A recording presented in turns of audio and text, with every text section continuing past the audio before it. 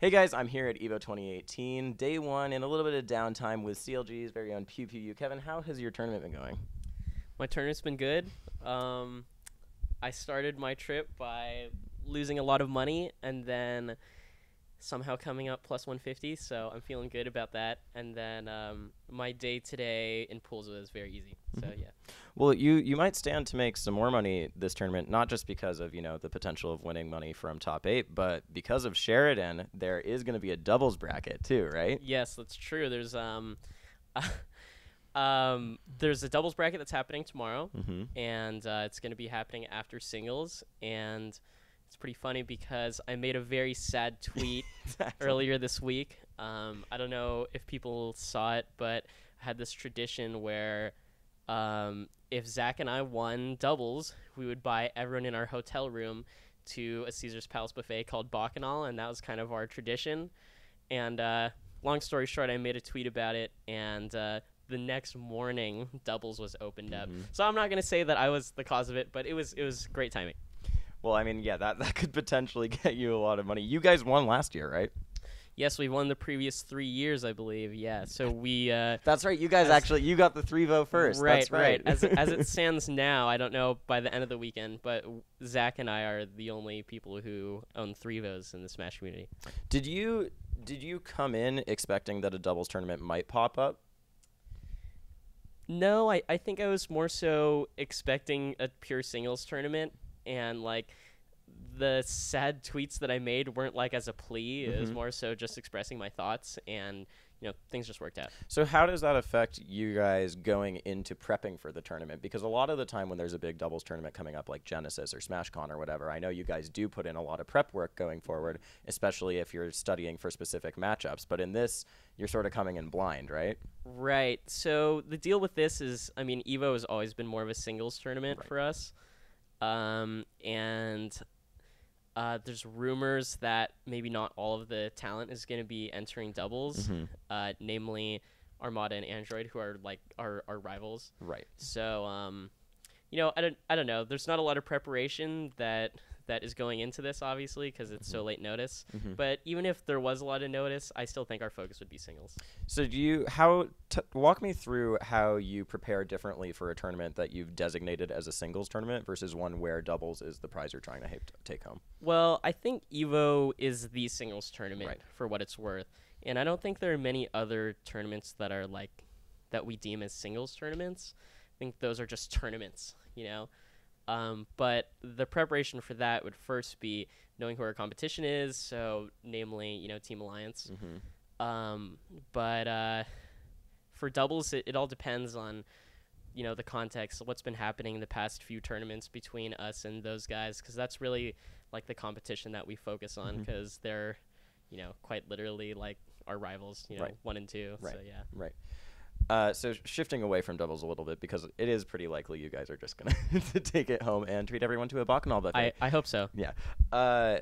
So you recently just got, MPGR just came out, and you maintained a pretty high placing. But I think that this is one of the years where the variance between Marth mains has been more pronounced than ever before, because you've got you, Zane, La Luna, Rishi, all, in about the same place as you guys were before. And I know you guys have started a Marth Facebook chat recently. Yes, that's true. We've started a Marth Facebook chat, which originally began, it's pretty funny. I've talked about this in my blog, but it originally began with me just needing counsel from Zane. And then it quickly evolved to us including our other Marth players who are our close friends. So, the Moon and Rishi, and yeah, Music King hasn't really expressed interest or anything, so I don't know, but yeah. How has that has that significantly affected your play? I think my sessions with Zane has significantly made me a better player, not just in the things that we talked about. So we talked about mostly the Fox matchup and a lot of edge guarding, but I think it also kind of just put me in a better mindset to first of all stay with the times, and then second to kind of just persevere in this day and age. So yeah, I think it's helped a lot. You said stay with the times, and I think that's a really interesting way to put it because among those Marths that I was saying, I think that the Marth mains in the top 50 have maybe the most like separation between their styles of any of the mains. Right, maybe except for Falcon. Yeah, no, that's true. The Falcons all have exactly. That's the only one that really comes to mind. Right. So when you say like stick with the times, does that mean implementing the tech that Zane is doing, or does it mean something a little more nuanced? So the literal answer would be to steal Zane's tech versus Fox, which was like my struggle matchup at the start of the year. And the more unconventional answers would be like taking very nitpicky things from the other Marth players. So for instance, my struggle matchup now, instead of it being Fox, is Samus. And there are a lot of really interesting things that all the other Marth players do in that matchup. So I think Rishi's really good at playing close and using his shield, and I think Ryan is really good at finding long moves, and Zane is really good at keeping Samus in the corner. So it's like these kind of things, and I'm kind of just like Sharingan eyeing all of them and stealing things here and there, just making it my own. Is there any level of desire or ego to keep your playstyle seeming unique as opposed to just making it a mishmash of everyone else? Well, I think I'm personally like a person who really likes being unique, like not just like in playing, but also just like in my life. And so there is a bit of ego, but like I think there's an objective way to take someone's technique, and then there's a subjective way to make it your own. And so in my case, I think I'm taking all of these techniques, taking like 50 techniques at a time, but at the same time, they're not going to work directly like how they use them. And so, for instance, I'm going to need to find my own way to use it. So in that sense, I feel it's my own, but I also recognize that it came from somewhere else, you know? But that doesn't make me feel like I'm less of myself. Right? No, totally. You've also been developing your Fox more and more as time has gone on. You've sort of destroyed Swedish every time you guys play in that matchup. What are the plans for the Fox going forward? Do you really want to... Is it going to be a matchup-dependent thing, or...? I think it's player-dependent and matchup-dependent. So, for instance, I think I'll use Fox against every Yoshi imaginable. Right. I think I understand Yoshi really well, and I could do it with Marth as well, but it's more comfortable with Fox. So, and then also we go to Pikachu for Axe. I'm not fully sold, but there's lots of times that I'd rather go Fox. And then when it comes to the Sheiks, I don't know. I think I'd rather be more comfortable fighting Plup with Marth and fighting all other Sheiks with Fox. Why is that? Why Plup specifically with Marth? I don't think Plup is very good at edge guarding Marth. I think that's the truth of it. And I don't think he's very good at beating Marth out of crouch cancel. I think he's really good at fighting Marth when he's like on a platform or, you know, it's like a dead even neutral. And just for all the other Sheiks, I don't know. I don't think they're as optimized as Plup, and I can like, it's easier for me to do it with Fox. Right. Yeah, that's my long answer. When I talk to Rishi, because you know Rishi also has a Fox co-main, and his mentality on it is more so that he wants to be able to switch between it within sets depending on how he's feeling and how he's playing.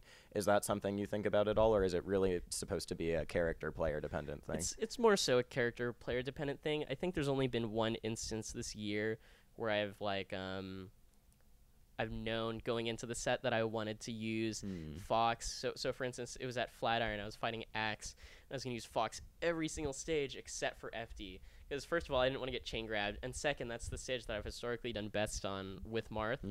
And so yeah, I tried it, and I ultimately lost. But you know, I did try it. The Fox in teams, is that something we're going to see more of?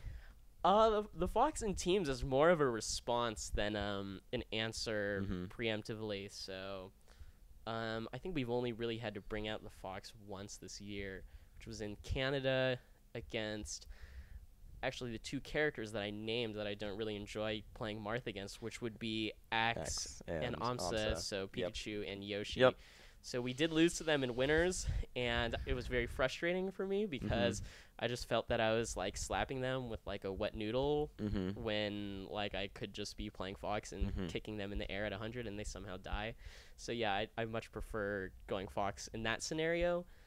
But no, we don't have any immediate plans. So you've had a long history of playing against you've had a long history against Axe and AMSA where it's been ups and downs with your time in that matchup, specifically with Yoshi.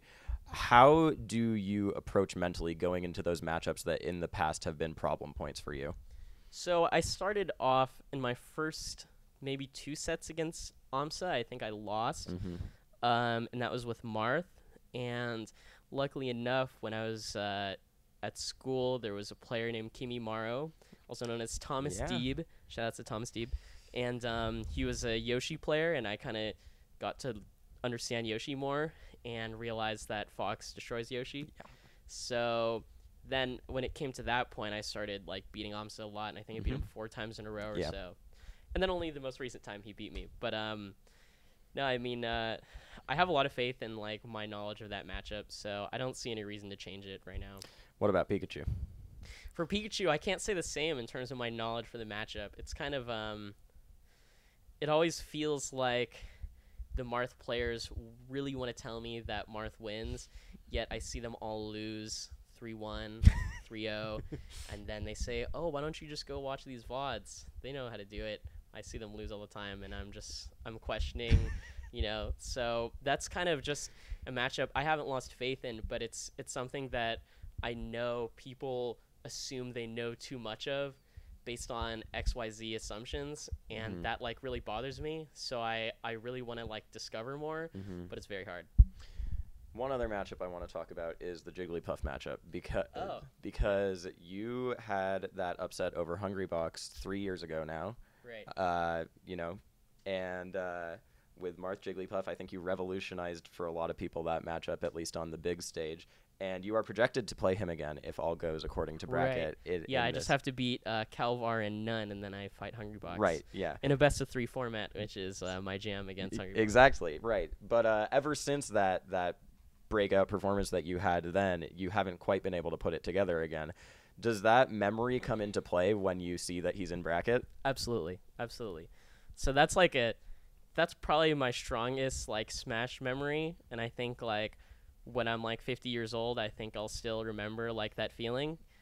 And I've played Hungrybox since then. We've gone to game 5, you know, we've gone the distance, but he's still beat me every single time after that. But no, I always feel that there's like lots of promise when I play him. Like especially now that he's number 1, like I have nothing to lose, and like I just feel really good about playing him. Like I really, really want to play him this weekend. So yeah. That's awesome. And then actually one other thing, since you just reminded me, None. That's one other matchup where you went through sort of a roller coaster with it, where for a while Falcon was a bit of a demon for you. You were losing to you lost to None at Genesis that one year, and then you had trouble with S2J, and then I remember very clearly you were preparing for Summit. You were at Summit Point 5, and you were just whooping Johnny over and over and over again. What do you think let you get the upper hand in that matchup? I think I kind of just created a better set of parameters for myself. I had a way more fleshed out set of do's and don'ts, and I think that's kind of just me also maturing as a player. As of late, I have a lot more do's and don'ts in matchups in general. I think like I kind of played like a kid in the past, and I was just like, I'll just do whatever I want, and I'm feeling really good today, and I'm gonna do it. So I think I've changed a lot. And in terms of that matchup, I've kind of just learned to, like, first of all, relax, because that matchup's super swingy. You know, I can die in, like, 3 hits. And I've also just been more willing to study it. And my mindset about it changed. I was originally like, Marth loses, you know, period. But I kind of, you know, investigated like the itty bitty parts of it, and also realized like what motivates Falcon players. And I think what motivates Falcon players is like momentum, the ability to find the way in and like make it happen. And so I think like when you can take that kind of element off the board, then that's when like you start to feel that it's in your control. And yeah, that's just kind of what happened. Awesome. That's cool. Well, it sounds like I feel like you're pretty well prepared for that bracket going forward. I know that seeing you against Hungrybox would actually be amazing because I remember that moment really clearly too. Is there anything else you want to say? Any last shout outs or words before we stop? Definitely shout out to CLG and, you know, the whole family, all these beautiful sponsors. And, you know, shout out to Zach, Bobby, my team, everyone who loves me, all that good stuff, people who support me. And shout outs to Zane. Follow at Epengu on Twitter and all that good stuff. Thanks, guys. Well, you know, he said it before I could. If you want more EVO content, stay tuned to this YouTube channel. And I guess follow me, follow Kevin. Thanks. Cheers, guys.